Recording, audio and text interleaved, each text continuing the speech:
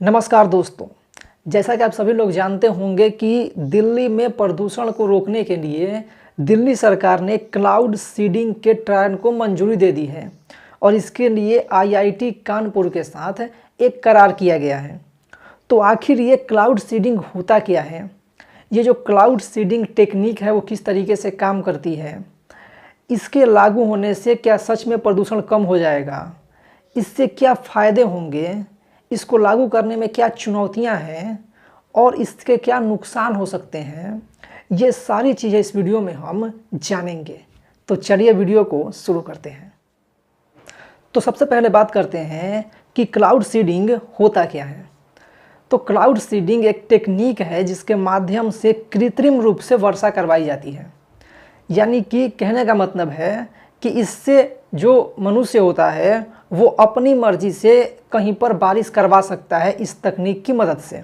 ठीक है, अगर हम जनरली बारिश होने की बात करें तो बारिश तब होती है जब कहीं पर बादल पहुंचता है और वो बादल जो है वो नमी वाला हो, यानी कि उसमें पानी हो। ठीक है, और भरपूर मात्रा में पानी हो और उसके बाद जब वो बादल ठंडा होता है तो वो क्रिस्टल के रूप में बनना शुरू होता है, यानी कि भारी होता है और उसके बाद वो बरसना शुरू होता है।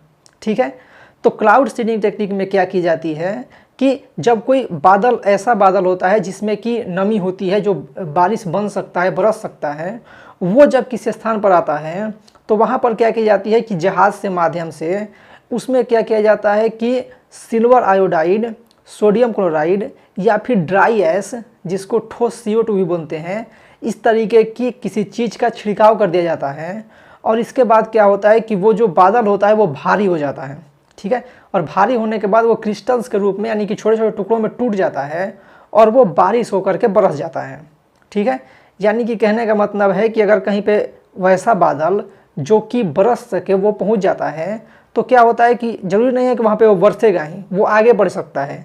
लेकिन क्लाउड सीडिंग टेक्निक में क्या होता है कि वहाँ पर आने के बाद उस पर कोई केमिकल डाल करके उसको वहीं पे बरसा दिया जाता है।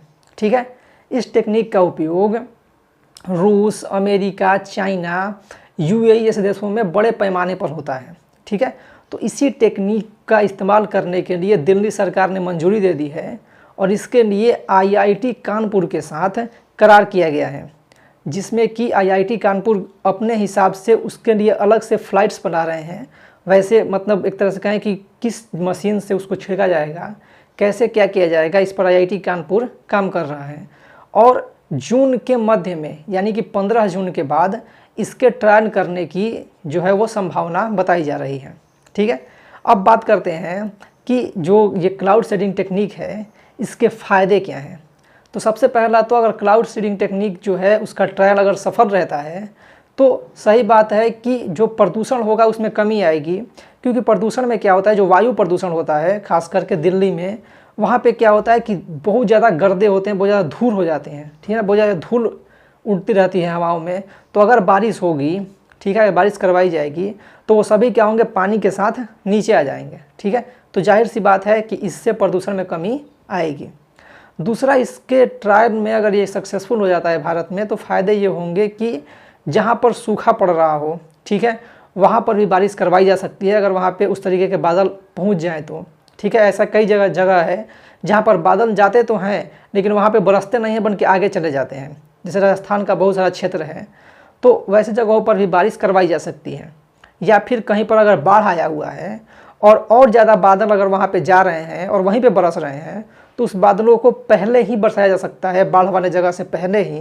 ठीक है, जैसे मान लीजिए दिल्ली में अगर कभी बाढ़ आया हुआ हो और जो दिल्ली में बादल जाते हैं वो बिहार, यूपी, झारखंड, पश्चिम बंगाल होते हुए जाते हैं। ठीक है, पहले पश्चिम बंगाल, झारखंड, बिहार, यूपी, तब दिल्ली तक पहुंचता है। तो अगर मान लीजिए दिल्ली में बाढ़ आई हुई है और यहाँ से और ज़्यादा बादल जा रहे हैं तो उन बादलों को इधर ही बरसाया जा सकता है, जिससे कि वहाँ की बाढ़ में राहत मिल जाए। ठीक है, तो इसके कई सारे फ़ायदे हैं क्योंकि इसको मनुष्य खुद से कंट्रोल कर पाएगा अगर ये ट्रायल सफल हो जाती है तो। अब बात करते हैं इसके सामने चुनौतियाँ क्या हैं। तो सबसे पहली चुनौती तो ये है कि सभी बादलों से बारिश नहीं करवाई जा सकती, उन्हीं बादलों से बारिश करवाई जा सकती है जिसमें भरपूर मात्रा में पानी हो। ठीक है, क्योंकि अगर भरपूर मात्रा में पानी नहीं रहेगा तो फिर उसको बरसाया नहीं जा सकता है। दूसरी जो चीज़ है वो ये है कि ये बहुत ज़्यादा खर्चीला है। ठीक है, इसमें पहले आपको फ्लाइट का खर्चा, केमिकल का खर्चा, यानी कि अच्छी खासी जो हमारे यहाँ बारिश होती है वो पूरी तरीके से फ्री है। बादल खुद आते हैं, खुद बरसते हैं, खुद चले जाते हैं, ठीक है। लेकिन इसमें क्या होगा कि एक अच्छा खासा खर्चा लगेगा, एक अच्छा खासा बजट बनाना पड़ेगा इसके लिए भी। इसके अलावा अगर कहीं पर कोई जैसे राज्य है वो क्या करे कि अगर अपने पास ही मतलब ज़्यादा ज़रूरत उसको लगे कि मेरे पास ज़्यादा ज़रूरत है और वो ज़्यादा बारिश करवा दे, ठीक है, तो आगे वाले जो राज्य हैं वहाँ तक बादल पहुँच भी नहीं पाएंगे, ठीक है। तो इसमें क्या होगा कि एक तरीके से जैसे जल विवाद होता है नदियों के लिए, वैसे इसमें भी विवाद शुरू हो सकता है। इसके अलावा अगर बात करें तो इसके लिए मौसम का सटीक अनुमान ज़रूरी है, ठीक है। यानी कि अगर हम यहाँ से बादल जा रहा है तो वो किस रफ्तार में जा रहा है, वो बरसने लायक है या नहीं है, और अगर यहाँ पे हम केमिकल छिड़केंगे, उस पर केमिकल डालेंगे तो वो कहाँ तक जाकर बरसेगा, ठीक है। क्योंकि ज़रूरी नहीं है कि हम जैसे उस पर बादल पर केमिकल डालेंगे और तुरंत बरस जाए, क्योंकि वो थोड़ी सा समय लेगा, उसका भी एक समय होता होगा। तो उतने समय तक में कहाँ तक वो पहुँच जाएगा, कहाँ पर जाकर बारिश करेगा, इन चीज़ों की एक सटीक अनुमान होनी चाहिए। अब बात करते हैं इसके नुकसान की। तो जब बादलों को बरसाने में मनुष्य खुद से उसको कंट्रोल करने लगेगा तो जाहिर सी बात है कि ये प्रकृति के साथ सीधे सीधे छेड़छाड़ हो जाएगी, ठीक है। इसके बाद हो सकता है कि लॉन्ग टर्म में जो अभी सिस्टम है प्रकृति का कि या बादल बनते हैं अब खुद से, वो जा कर के हर जगह पर बारिश करते हैं जिस भी रास्ते से वो जाते हैं, लेकिन अगर उसको हम खुद से कंट्रोल करने लगे तो हो सकता है कि प्रकृति का बैलेंस बिगड़ जाए, ठीक है। ये चीज़ें जो हैं वो इनबैलेंस हो जाए। इसके अलावा जब अभी बारिश होती है तो वो बारिश का जो पानी बरसता है वो पूरी तरीके से शुद्ध होता है, ठीक है। हवाओं में जो थोड़े बहुत प्रदूषण होते हैं वो चीज़ें उसमें घुल जाती है, लेकिन उसके अलावा भी जो पानी बरसता है वो बहुत ज़्यादा शुद्ध होता है, ठीक है। जो बारिश का पानी होता है वो एक तरह से मतलब है कि पूरा शुद्धतम रूप है पानी का।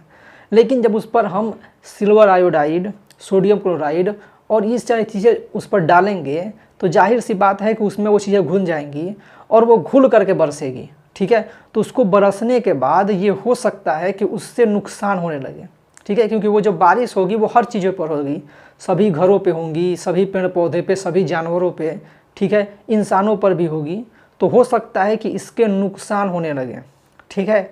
इससे क्योंकि जब केमिकल किसी पे पड़ेगा, ठीक है, तो उसका कोई ना कोई तो रिएक्शन होगा ही।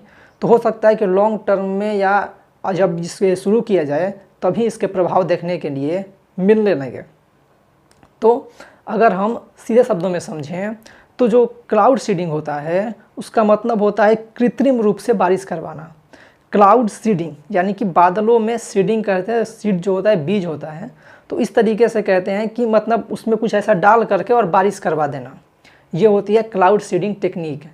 और अगर ये इसका ट्रायल सफल रहता है तो जाहिर सी बात है कि इससे कई सारे फ़ायदे होंगे, लेकिन इसके साथ साथ नुकसान भी होंगे अगर सही तरीके से इस काम को नहीं किया गया। अगर सही तरीके से किया गया तो ज़्यादा फ़ायदे होंगे, नुकसान बहुत कम ही होगा, ठीक है। तो इस वीडियो में इतना ही।